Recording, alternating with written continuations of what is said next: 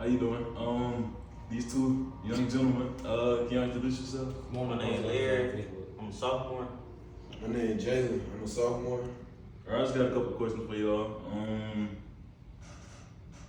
How do you define your identity as a person, as a male? I'm a black man, African American. I love my history. All right. How does technology influence the way you connect with others? I feel like technology influenced a lot of like the communication with a lot of people, to people you don't know to meeting new people. Or like the people you know. Meeting. Like you move away from somewhere. Mm-hmm. And like you go to a new area, you still can like connect with your old friends and stuff like that.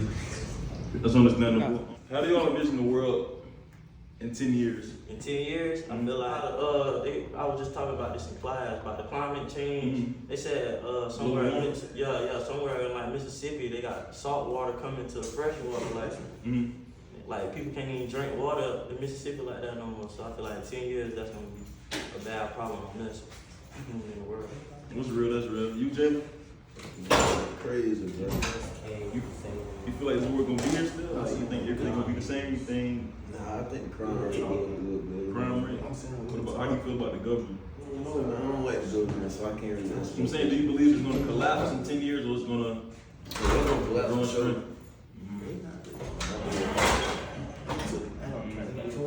Okay. Tell us your name and your classification. My name is Dwayne, and I'm a senior. Okay. So, how do your feelings about adulthood differ from your expectations when you were younger? Now I deal with more responsibility. I actually gotta take care of my responsibilities and be a man. Okay. In what ways can you actively contribute to environmental sustainability as a young adult? I'm a marketing major, so like I can help any like brand or whatever who's I have a green thumb, market that stuff and actually promote sustainability. Okay. And how does the media, including social media, influence your perceptions of yourself and others? I speak for others and myself. Like social media is like a comparison with folks either compared to what it should be or versus what it is. Me, I'm not on the same team. I just use social media as like a creative aspect. Like it's a lot of things on social media or like different things that you don't really have to identify with, but you can take inspiration from it. Okay. Thank you. How you doing? Who am I here with today? My name is Azaria. Zaria. Zaria, what sport do you play? I run track and field. Classification? I'm a sophomore. Okay. Is self-focus important for personal development? I think it definitely is because I feel like in order to go somewhere in life, you need to definitely make sure everything is right with yourself, and you need to make sure that you put yourself before others and other things as well. Like that answer. Another one. Can you recall a time when you had to make a difficult ethical choice? No, I don't know. You don't know? I got another question. How do you envision the world changing in the next 10 years? I think the world will be definitely more technically advanced as far as like a lot more technology being used for a lot of things, because now in this generation there's a lot of technology based things, so I feel like it'll be less manual labor and a lot more technology. Okay. That's a great answer. What do you believe are the most critical social issues our generation is facing? The most critical social issues today, I feel, is definitely, I would say social media, as far as a lot of people kind of tend to hide behind social media, and others feel like they have to put on a facade of what they see through social media and stuff, and that's a big influence on good and bad on a lot of people these days. Yeah, I agree with that as well. I ain't gonna lie to you. But Okay. Today I'm here with, Mike, and what's your classification? I'm a junior. And what sport do you play? I play football. Okay. So So my first question is, what role does your environment play in shaping your identity and values? I think the crowd that you hang around really shows what you stand on and what you go for. That's the key. How do you navigate the tension between pursuing your own goals and fulfilling societal expectations? I always fulfill my own goals, but that leads to my own happiness, and I just fulfill myself. And ultimately, if people around me can't support that, then they don't need to be around me. Okay. And how do your feelings about adulthood differ from your expectations when you were younger? I think when I was younger, I thought adulthood was something completely different than what it is now. I thought adulthood was just freedom, but adulthood comes with more problems and bills, basically. That's awesome to say. All right. Well, that was all my questions, so thank you. And have a good day. Hey, who am I here with today? My name is Nickerson G. Lewis. I'm a senior. Major? Health and performance. Okay. How do you define your identity, like as a man? I'm a God-fearing man. Okay. Can you go in a little more depth with that question? So, like I said, I'm a God-fearing man. I'm a man of respect. I respect myself, and I try to respect others. I try to be as honest as possible, and I try to be truthful. Okay. Can you recall a time when you had to make a difficult ethical choice? Choosing the school, like choosing ASU. I live 15 hours from. I'm from New Jersey. I live 15 hours from here.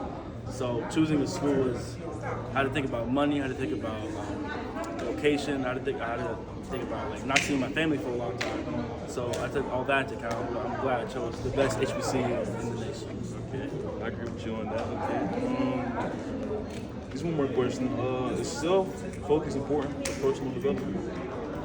For sure, because if you can't help yourself, you can't help others. So focusing on yourself will help you figure out what you need to do, and you can help others like eventually get to where they want to be, so they can see you as a role model eventually. Thank you for your appreciation. So today I'm with, Vonda Hubbard. and what subject do you teach? I'm in the School of Education. I'm working with practicum students. Alright, so I have a few questions for you today. My first question is, when you think about the future, what aspects are you most excited about and what worries you the most? When I think about the future, what aspects am I most excited about and what worries me the most? I'm going to begin with what worries me the most. I am most worried about artificial intelligence and the lack of regulation by the government. I'm most excited about artificial intelligence because it is a very useful tool if it's used in the right way. If it's going to be used to cure diseases and help us in that capacity, and with government regulation, I think it'll be an awesome tool to have. Mm-hmm. So what scares you the most about it? I guess the scary part of it is I feel like it's going to take creativity away from early learners and even college students, because you don't have to think. Yeah. You just have to plug in some coordinates and you get something.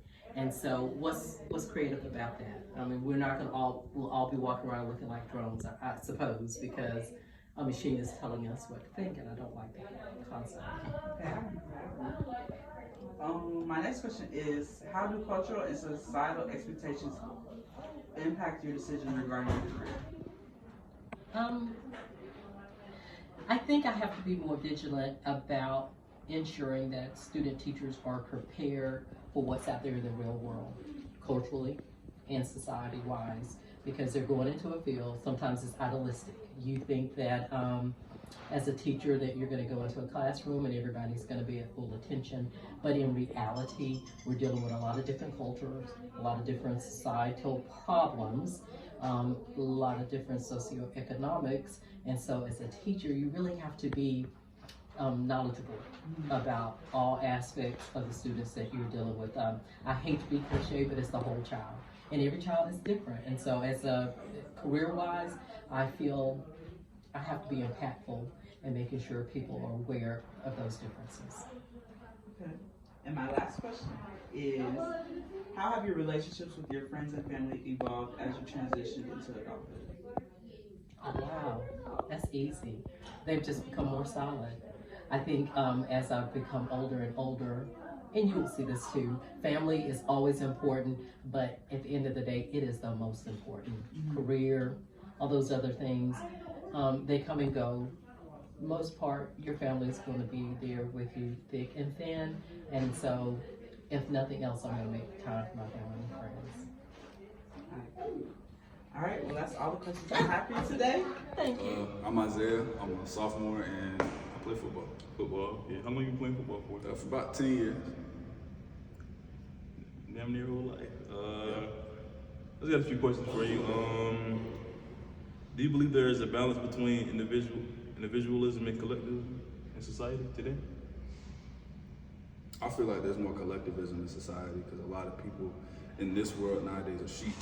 And they don't want to go down their own path. They much rather A lot of followers? Yeah. No individual. I agree with that answer. In what ways can you actually contribute to the environment?